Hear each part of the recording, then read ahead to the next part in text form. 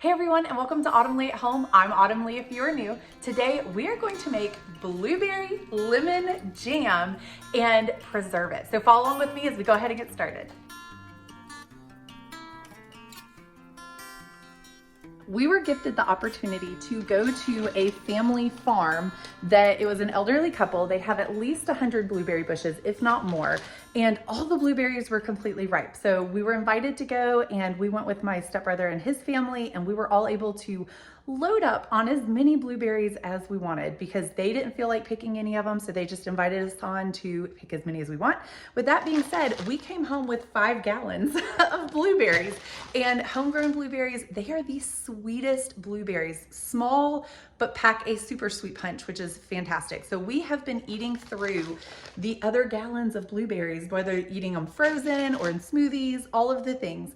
And I still have 1.5 gallons left over. So for this recipe, to do the blueberry lemon jam recipe, I believe it says we need 4.5 pounds, maybe. I'll look at the recipe, but I'm gonna see how much this weighs. And if we need the other 1/2 gallon, then I'll go grab it. But I wanna try to use this up first because blueberry season is on its way. It's coming in July. So we wanna be ready for that blueberry season as well. And I don't want these to sit in the freezer too much longer. So we're gonna go ahead and use them up and maybe even use them as teacher gifts for the end of the school year. So let's go ahead and pull that recipe out and get started.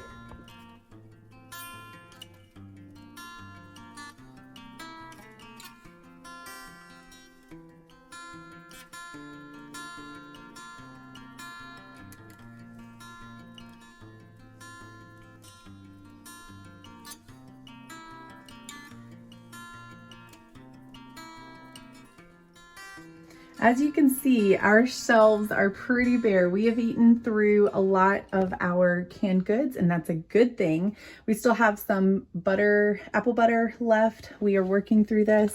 My family just doesn't love it, which is kind of sad because I enjoyed making it. I love the smell of it, but we are still using it. We can use it for different things, even like yogurts or breads, things like that. So I'm holding on to it. And then our strawberry jam, we had done a batch of this 2 years in a row. So we ended up with a bunch. We still have 3 of those left, but that turned out really good. I think we have 1 okra left here in the back. I'm gonna pull that forward because my kids actually love this and they probably just didn't realize it was back there. So this was something we canned last year. And then over here, we have 1 strawberry lemon concentrate, which is, these turned out fantastic. I would totally make these again. The only problem was the lemons take a long time to squeeze if you're doing fresh lemon, which you don't have to, but we did, and it turned out great. And then 1 thing of canned ground beef, which this one, we've had it for a little while. And when we lost power for 2 weeks, it definitely came in handy, but I have to say it is not my favorite. It just, by the time you pressure can it, all of that, see that ground beef in there, it all ends up being super tiny and fine pieces of ground beef, which just isn't super pleasant when you're eating it. So I've used it in sloppy joes. I think I've tried tacos before. I've tried it in different, I think I did it in chili one time and it didn't turn out, like chili beans, and it didn't turn out great. I think for this last jar, I was thinking of doing it in, I think, some chili for hot dogs, because sometimes you find that fine, or like even nachos. But again, having a shelf-stable meat on this shelf was fantastic. We had the opportunity to have meat that we already had that didn't require electricity when we lost power for a little bit. And so this was definitely good in that regard, but I may try chicken next because I think the ground beef, it just isn't my favorite. But everything else up here, all of our vanilla extract, all of the others that we had canned, everything's been used up. So this we will probably use shortly because it's summertime and the kids will be excited.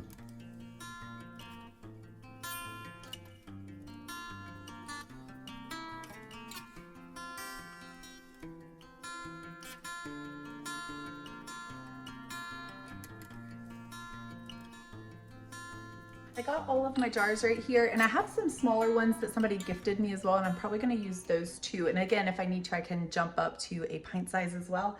But to get started, we're gonna wash them first. You wanna give them a good scrubbing, just because I wash them after I use them every time, but they've been sitting on the shelf for a little while, so you never know if there's dust collected in them.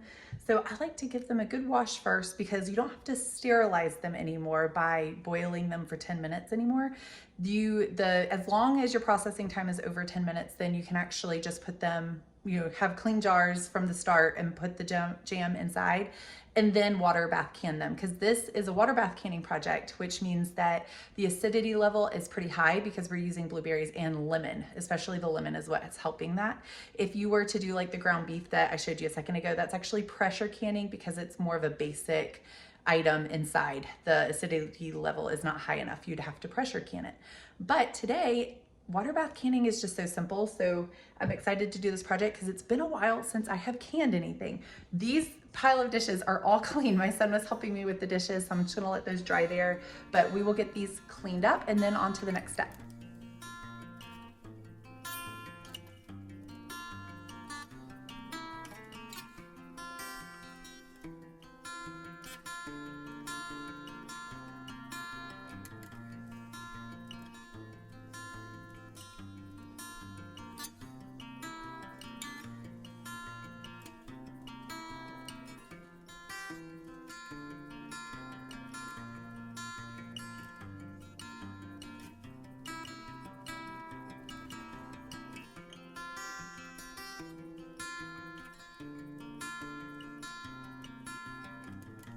I have my pot here, and this is my water bath canning pot. The pressure canning pot looks different. So with that, we have our jars inside. I put them, we don't have to have them an inch above quite yet. You wanna see when you go to put them in with the jam inside, I keep wanting to say jelly, so it comes out jammy, jam.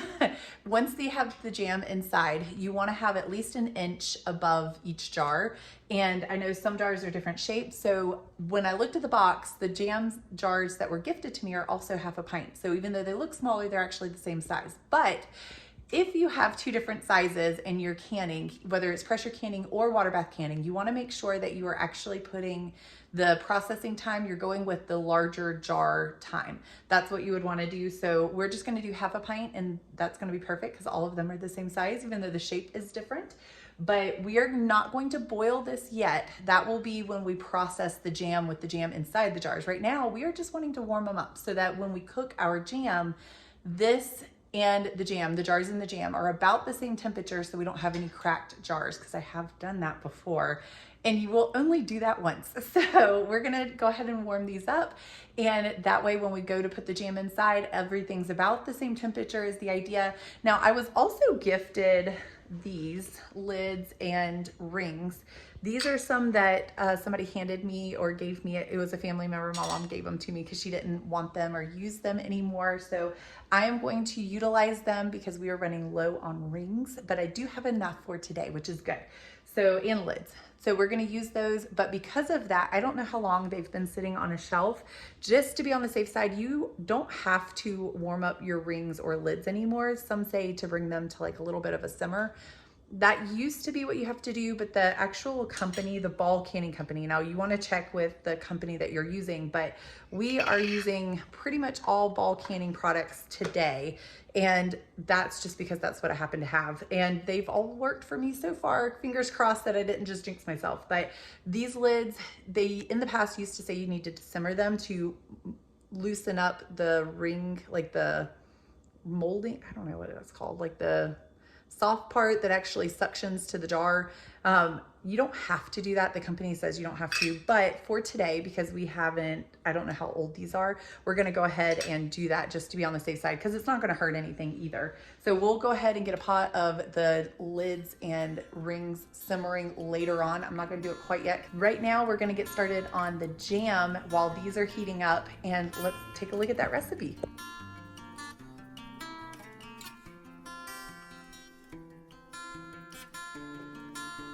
Okay, so this is calling for 1/3 cup of lemon juice, which thankfully I have a whole bag of lemons, but this recipe is actually pretty good for if you just have a handful of lemons, not necessarily a whole bag, and you want to do something with them and you have blueberries, this might be your recipe, because last time we did strawberry lemonade, it took a whole bag of lemons and us sitting there squeezing all of them out. So that was a whole process. But today I want 2 teaspoons of grated lemon peel, as well as a 1/3 cup of lemon juice. So I'm gonna get my little juice cup thingy out, and we'll use that because that's the proper terminology. But we'll go ahead and get that out and go ahead and make our 1/3 lemon juice, as well as grate the lemon so that we can get that out of the way. Because the blueberries, all we got to do for those is mash them, and it calls for 4.5 cups of blueberries, or 1.5 pounds of blueberries, however you want to measure it. So we'll probably go with cups, just because I have a lot here, and this is the other half a bag, or I guess less than half a bag, but we'll use these up first and then we'll go to the other bag. But I know we'll have to use part of the other bag, and I think I could have probably doubled this recipe, but for today, we still use them for smoothies, so this is actually perfect that we will have some left over that we can eat for enjoyment as well as smoothies. But let's get started on the lemons.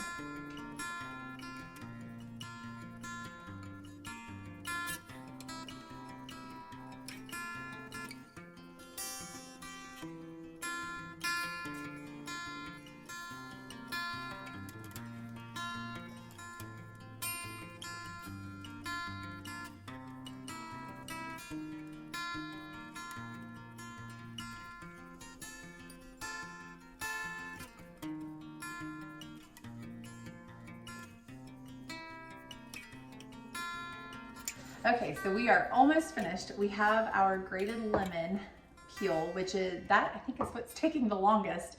That is actually, I think so far the hardest part, is just making sure you have the lemon peel. And I do want to admit that I was a little off on my numbers of thinking we would only need 3 lemons, because we actually needed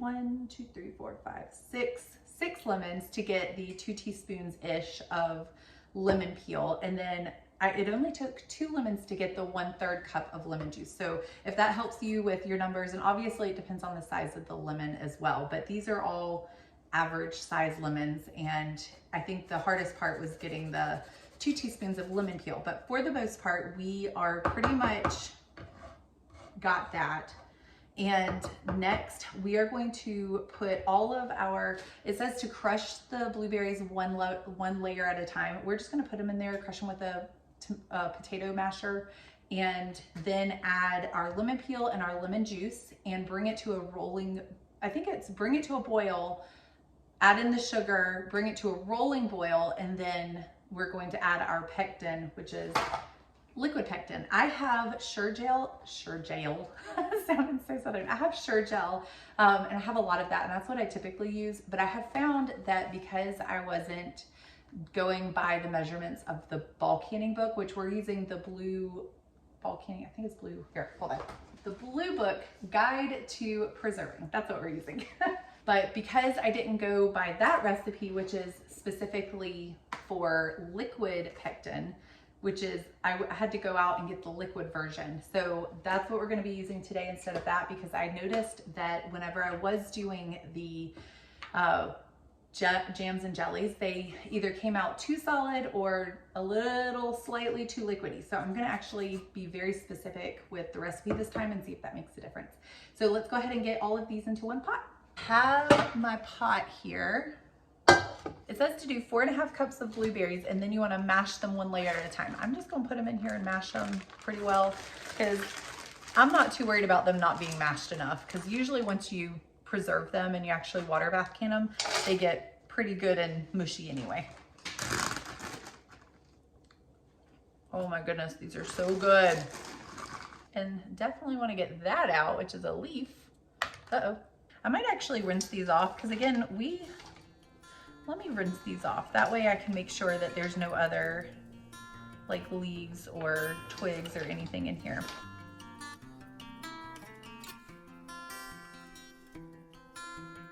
See all those little twiggies in there? So we were able to get some of them out.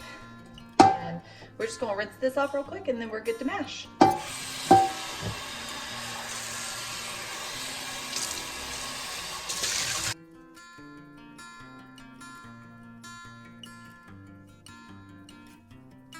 All right, here's my 1/3 cup of fresh lemon juice.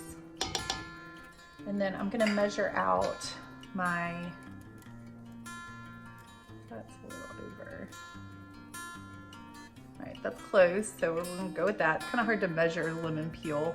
So we're gonna put all this in here, and then I'm going to bring this up to a boil, then add my sugar and then my pectin. I just put it on the stove and that's what it looks like. I'm going to put it on like a medium high-ish, and I'm gonna use this time while it's still coming up. It's not hot yet. Once it becomes hot, I wanna stir it constantly. You don't want it to scorch, otherwise it changes the flavor of the jam and makes it taste terrible. So once it gets up nice and warm, we will stand here and stir it constantly. But while it's doing that, I wanna go ahead and get my sugar ready, as well as double check the recipe. Now's your time to do that. So we wanna have everything kind of ready to go once this is, you know, hot. We wanna be able to pour it all in pretty quick. So let me go ahead and double check the recipe and get the sugar and the pectin ready, and we'll be good to go.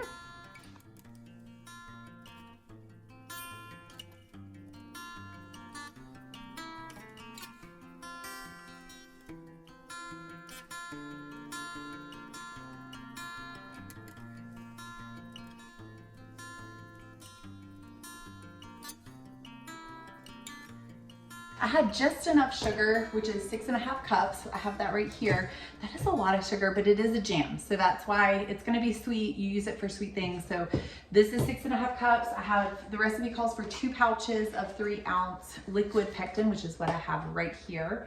And my blueberry mixture started boiling a little bit quicker than I expected it to, or getting hot quicker. So I took it off the burner just for a second so I could make sure that I got everything else ready. And then these were starting to simmer. So instead of allowing it to continue to get hot and even start boiling, I just went ahead and turned it off. But again, the idea is just to warm up the jars. So we have the jars warming. Now that I have my Sure-Gel liquid, my sugar, and the blueberry mixture all heated up, I'm gonna put this back on to let it boil a little bit, like come back to a boil before I put the sugar in, and then that way it can dissolve the sugar, but that way I can also stand there and stir it. But while I'm doing all of that, I also need to start heating up my rings and lids and get this cleared. So before I put this back on the burner, I wanna get this cleared so that once our jars and liquid are ready to go, we wanna be able to just move everything over here really quick and load them up into the jars, put them back on the burner, and you're done. It's that simple. It seems complicated, but when you have this visual aid of YouTube, which is fantastic, it helps you realize the more you do it, the less crazy it feels. I've been doing this for about 2 or 3 years now. I'm still learning, so I know I'm kind of teaching and learning at the same time, but I don't think you ever stop learning with canning. You just kind of keep moving and building off of the skills that you have learned in the past, and that's what we're doing today. This is a fun new recipe, and I had a ton of blueberries, so I was trying to think of a way that we could use them up, and this is one of those ways that we can do it. So with that being said, let's get this cleared up so that we can get that back on the burner and finish cooking it. I also found my old dish rags because I have destroyed all of my dish rags and I bought brand new ones finally recently. But instead of getting blueberry jam on my brand new ones, I'm gonna go, these are very clean. I just washed them. They're freshly laundered. And so we're gonna use these. That way if I get jam on them, it's not a big deal.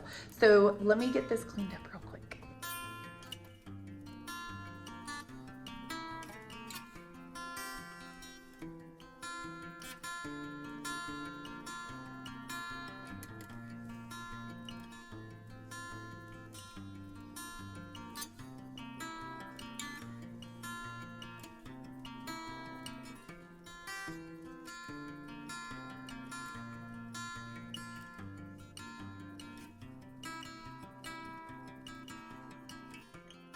We are ready to go ahead and put this back on. I have my sugar right here, as well as the liquid pectin ready to go. And we want to bring this mixture, it came up to a slight boil, but I caught it before it started scorching or anything. So I'm just going to bring it back up to the boil just so I know it's hot enough to dissolve the sugar.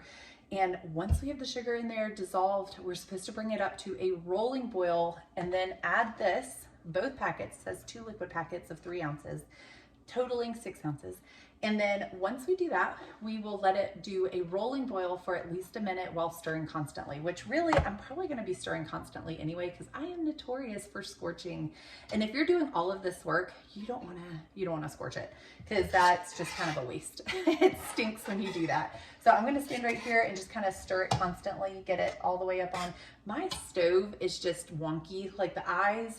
You can't really put a pot on this stove where I currently have it, because the lip almost comes over part of the stove, which is annoying. But this is really the best eye because it's the big one, and you can tell I use it all the time because it has that little ring on it. But this is the one that I need for this pot, so I'm gonna have to make do, because all the others are like tiny little eyes and just wouldn't bring it to a boil. I don't think it could handle it. So let's get this to a rolling boil. While I'm waiting for this to come to a rolling boil, I thought I would go ahead and go over some of the tools I'm going to be using. If you are new to canning, if you are not, skip ahead because you don't need to know this. But this is what we use to get the hot jars out of the hot water and or put back in. So you're definitely going to need these, because there's no way to get those out, those little puppies out without burning yourself without these. So these are very important. Get yourself a nice good pair that can last a while, because I got one of those kits, and the kits work really well. If you're a beginner, definitely do the kit because it comes with all the things. This is a funnel, again, helps with splashing. I still make a mess, but this helps. And the plastic ones come in the kit. I would like to eventually get a metal one, because the metal ones I think just last longer, and you can get them wider mouthed. Like this part is the same, but it holds more, and I would like to get one of those eventually. But this works great. And then let's see, your rings here, this is a wide mouth ring. I'm going to use the regular normal size, but you have this size as well as this size. See the difference? I don't know if you can tell the difference. One's bigger, which is the wide mouth, and then the other one, which is this one, is the regular mouth. And you can buy the jars that way. So whatever jars you have, you got to look at them, see if they're wide mouth or regular, and that's the kind of rings that you're going to want. Now, the next thing, magnet for the lids and rings back there. So again, you're not sticking your hand in hot water. That is what that looks like. This is one of the more important ones as well. I mean, all of them are kind of important, but you see the teeth right here, each one, and there, I don't know if you can see it, but there's measurements right there on each tooth, and that tells you how much headspace. So you put it on the rim of the jar and sit it kind of on the edge, and it can tell you how much headspace you need in each jar. So we're gonna look at that here in a minute. Ooh, we're at a boil. Let me get the sugar in, but we'll look at that in a minute to see how much we need specifically for ours. But you wanna look at each recipe because each recipe is a little different.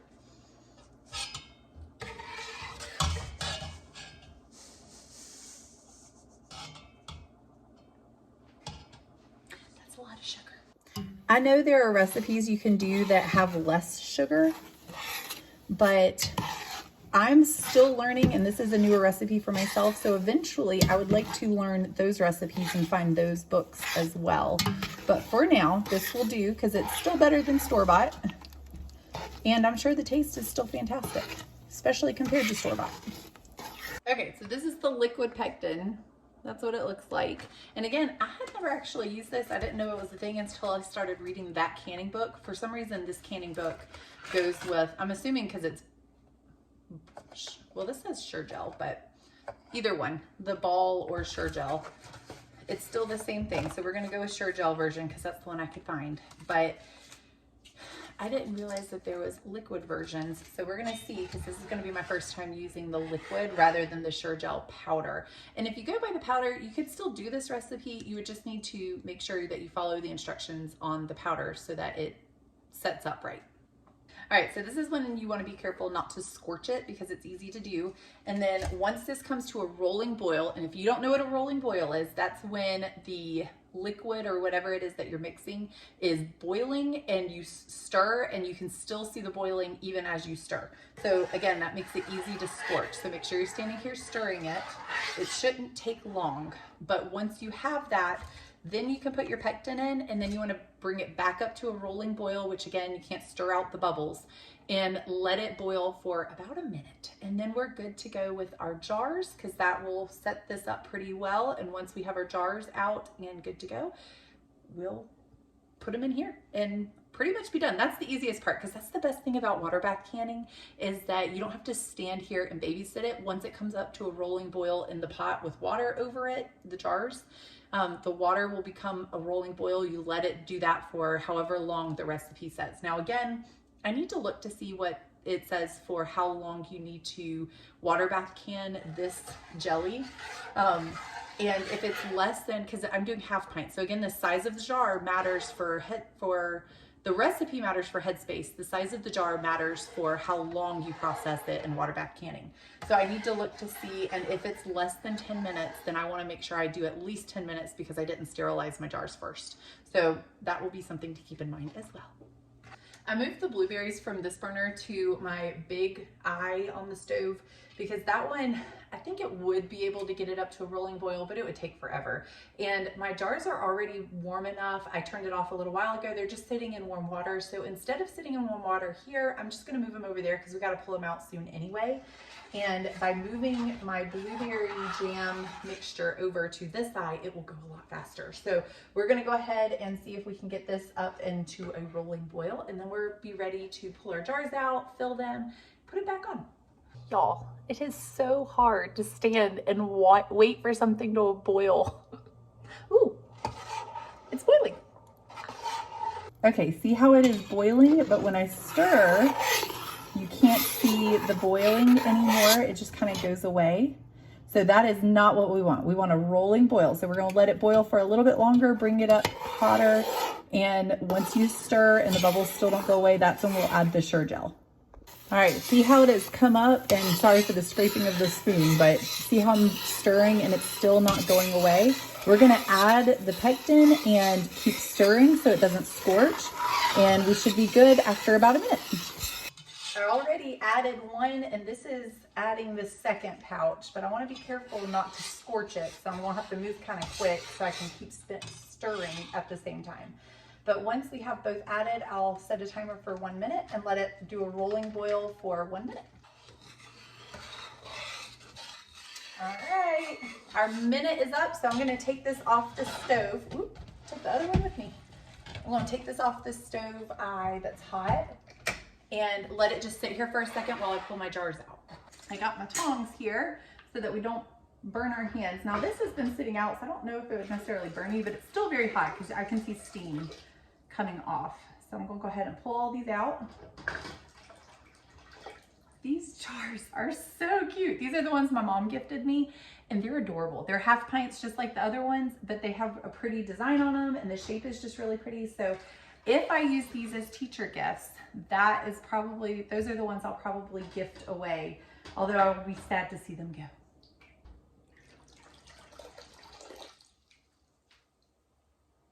Okay, so I got all of my jars out, and I'm gonna start with these and then just fill up. I have 8 or 10. The recipe says you need 8. I always get more ready than I think I will, but usually I end up with less than what the recipe says. So I estimate I will end up with 7, possibly a partial 8 that will go in the fridge. But I'm gonna put this pot back on the stove so that it can start getting warm again so that I can put the jars back in when we're done. So that way it stays warm while we're filling our jars. Doesn't that look pretty? Ooh, so yummy. Okay, so I have this here, and I'm gonna go ahead and start filling them. Let me see what the recipe says about headspace and how long we process them for. Okay, so our headspace is actually only 1/4, which let me see if I can find that on here. It's not very much, which is ideal. This is 1/4 right there. I don't know if you can see that. That one right there. So that's how far we need to, that's where you put it on the edge, and you'll be able to see the 1/4 headspace. But we're gonna go ahead and fill these up, and then we can adjust measurements after we debubble them, or burp them is another way to put it. And once we have all of that, then we can actually get the lids on, and the processing time is perfect because it's for 10 minutes, so that's what we needed. So let's go ahead and get these in here. Ooh, I might need my ladle.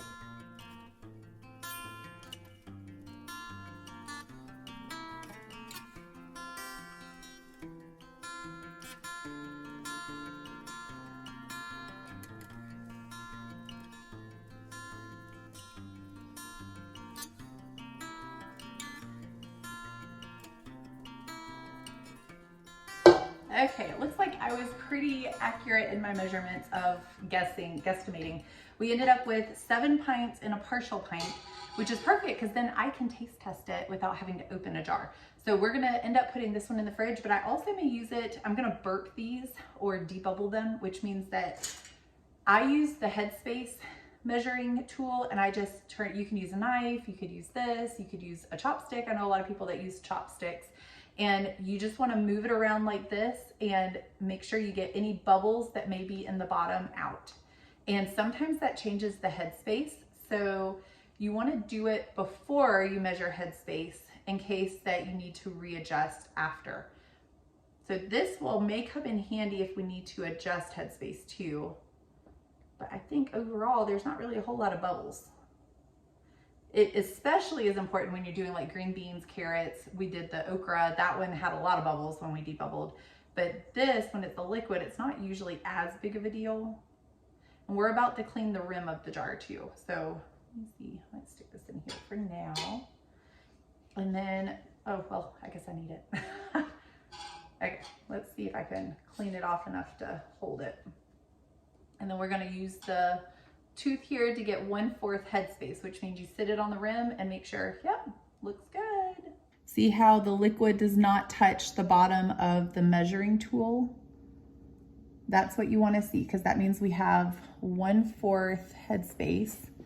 And this one has a little more, so I may actually add a little bit to this one right here.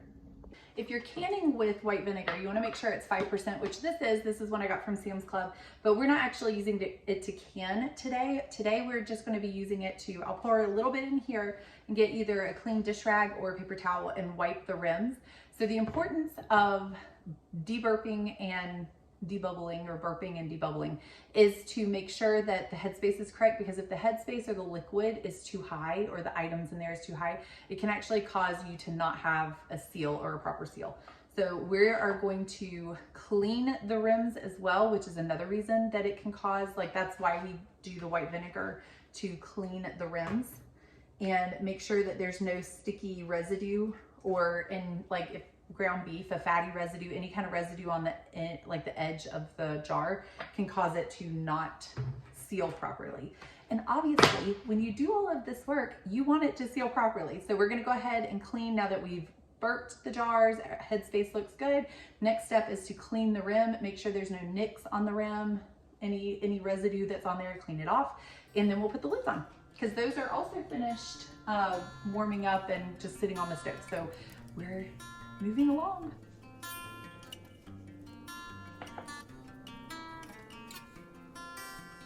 First jar, look at that. That's why you do it. Otherwise the rims may not want to stick well. I have my lids and rings here. So that's what it looks like. You want to try not to touch the rubber seal portion. That's the word I was trying to find earlier. The rubber seal portion is the one you don't want to get your finger oils on it, or other jams or things like that.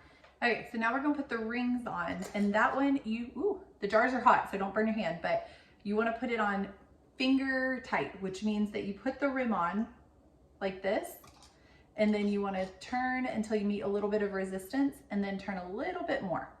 You don't want to crank them on, because it's not necessary. You just want finger tight. So I'm at resistance, now I'm cranking a little more, and that's what that looks like. That's all you got to do. You want to set them out on either a towel or a wooden cutting board, because that allows them to, you're taking a hot glass jar and putting it on a cold surface could also cause them to crack. So you don't want that. And so by putting them on a towel, that prevents that. But you don't want to take the rings off here until they are fully set. So normally I like to, before I put them on the counter, I leave them for like 5 minutes, at least 5 minutes in the pot. I can't talk today. Before I take them out of the pot, I leave them in the pot after the rolling boil, the processing time of 10 minutes. You want to leave them in the pot for at least 5 minutes. Usually I leave them a little longer. You don't want to leave them overnight, because that actually can introduce bacteria into your food, and you don't want that. But after about 5 or 10 minutes of leaving them in the hot pot, you can take them out onto. So once you do that, you want to leave them on the counter with the rings on. Don't touch the rings. And for at least, usually I leave them out on the counter overnight and let them fully cool. You will start hearing the ping sound of the seals popping and the lids kind of suctioning to the jar, which is the coolest thing. And that when you start hearing that, you're like, oh, it's working, which is awesome. And you do, before taking them off the counter and putting them on your shelf, you want to take the rings off at that point after the 12-hour period or so of letting them fully cool and seal.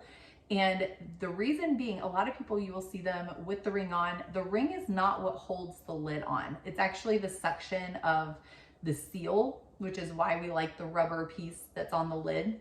If you were to leave the rings on, say for whatever reason your seal wasn't good and it unsealed with the lid on and then resealed later on due to temperature in the room or whatever it may be, you actually then had food sitting on your shelf that was unsealed for an extended period of time, introducing bacteria and other things into your food and then resealing. So you think you had a good seal, but you really didn't. And then you actually have the concern for botulism and that sort of thing. So take the lids off, or take the rings off, not the lids, leave the lids on. When you can stuff, you think you will remember what it is and when you made it, but you don't. So definitely label it. Let's go ahead and get these back into the hot water bath canner and then get them going on the stove, and I'll stick this one in the fridge. I might actually give it a quick taste test too though.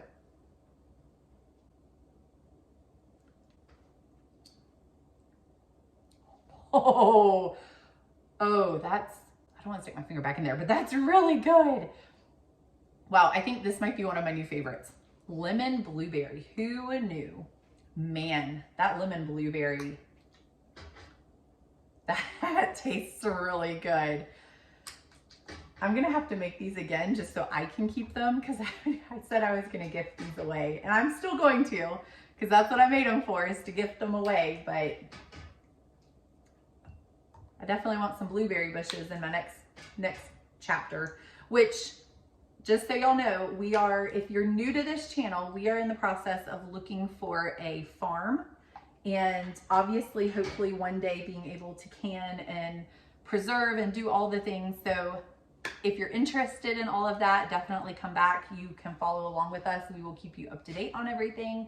Right now we're in the looking process and decluttering the house as we go so that it makes it easier to move. But time to get these on the stove.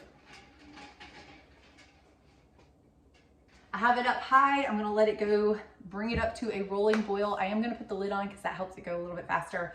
And once it's there, I'll set a timer for 10 minutes. While that comes up to a rolling boil, I'm taking the time to clean my kitchen. This is why I use my old dish rags. See all these spots? That's why, because those will not come out. So clean the old, way to go for sure.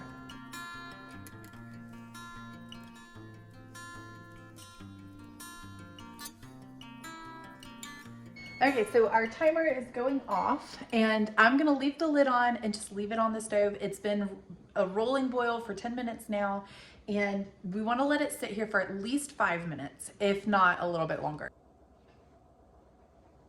It has been over 5 minutes, so because it is time for me to go get my kids from school, I'm gonna go ahead and move these to the counter and let them rest on the counter for the rest of the time for them to fully cool. That way I can go get my kids from school and still allow them to start cooling. I used to tilt them to get the water off the top of the lid, but somebody, one of you guys, one of the viewers, thank you so much for, you know who you are, thank you for telling me that it's best not to, because that way, again, you're running the risk, if you do that, of actually causing the jam to kind of get between the lid and the jar. And I don't want to do that. So we're gonna just let the water sit until they fully cool. And then we will tilt it off.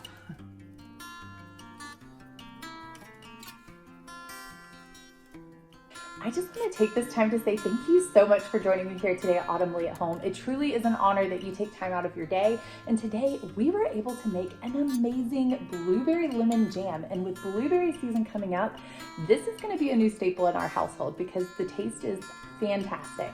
But I will put a preserve food playlist, like a food preservation playlist right there that you are welcome to watch until my next upload. Please like, subscribe, and share, and I hope to see you guys next time.